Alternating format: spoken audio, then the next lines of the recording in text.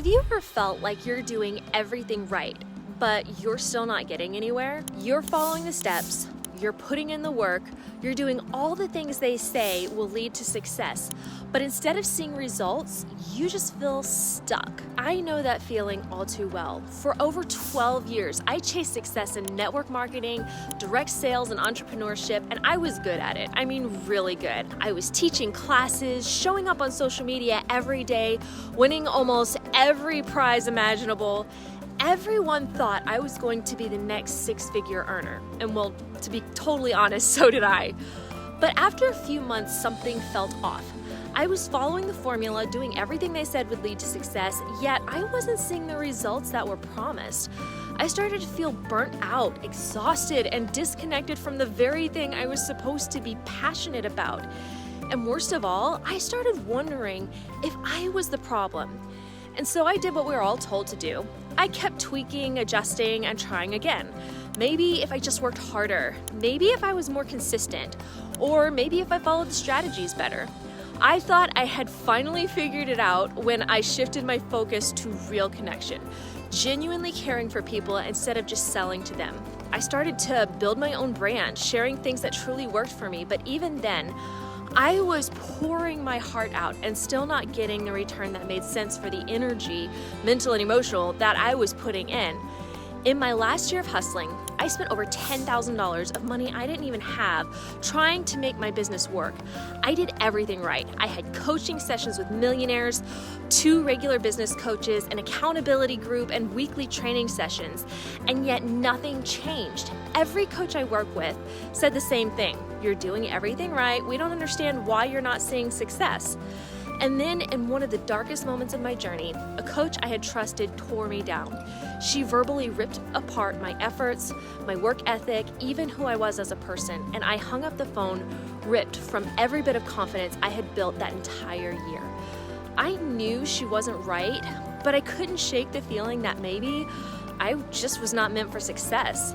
So I walked away from all work from home businesses completely for an entire year. But in that year, something incredible happened. I started listening to myself.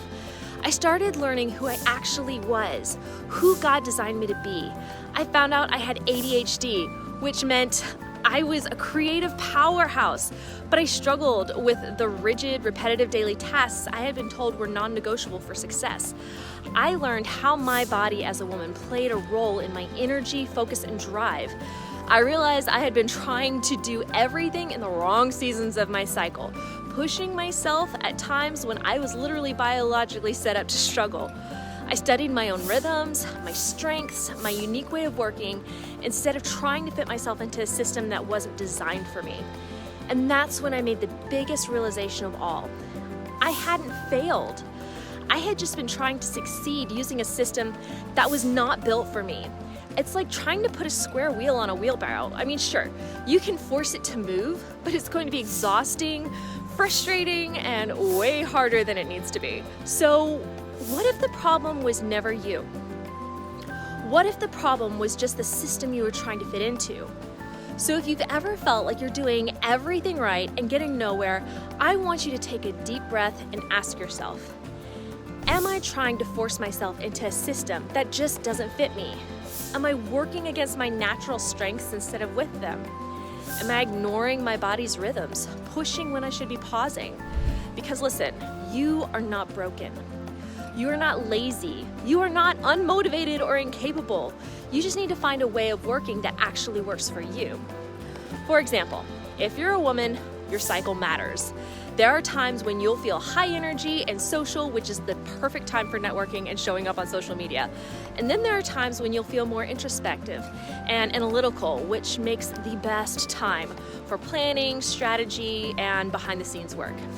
If you try to force yourself into a one-size-fits-all version of productivity, you'll always feel like you're going to be running in circles. But when you start working with yourself instead of against yourself, that's when everything changes. So here's what I want you to do. Number 1, start paying attention to what actually feels good to you. Do you love structure, or do you need more flexibility? Are you most creative in the morning, afternoon, or evening? Notice what lights you up and what drains you.